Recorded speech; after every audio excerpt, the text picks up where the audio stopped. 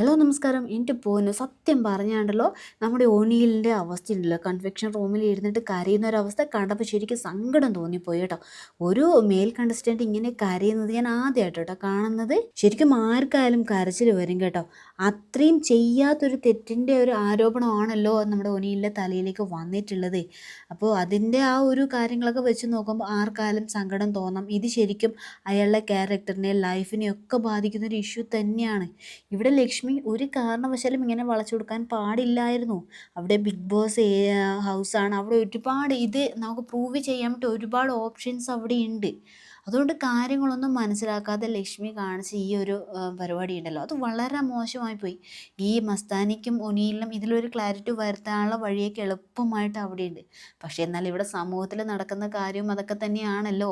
ഒരു പെണ്ണ് പോയി അവൻ എന്നെ തൊട്ടു എന്ന് പറഞ്ഞിട്ടുണ്ടെങ്കിൽ അവിടെ കയറി പിടിച്ചെന്ന് പറഞ്ഞിട്ട് നാട്ടുകാർ എടുത്തിട്ട് അലക്കുന്ന ഒരവസ്ഥ നമ്മൾ പലപ്പോഴായിട്ട് കണ്ടിട്ടുള്ളതാണ്.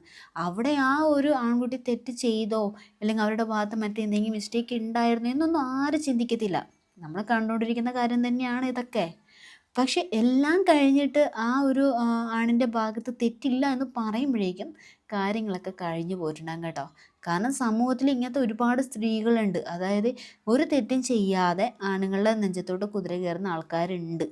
അതുകൊണ്ട് തന്നെ ഇപ്പോൾ നമ്മുടെ സമൂഹത്തിൽ നടക്കുന്ന അതേപോലത്തെ ഒരു സംഭവം തന്നെയാണ് നമുക്ക് ഇവിടെയും നടന്നിട്ടുള്ളത്.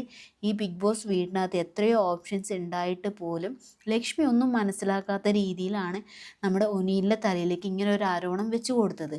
അതുകൊണ്ട് തന്നെ ആ മനുഷ്യന് അതൊട്ടും സഹിക്കാനും പറ്റിയിട്ടില്ല. ശരിക്കും അയാൾ മാനസികമായിട്ട് തകർന്നു പോയി എന്ന് തന്നെ വേണം പറയാൻ.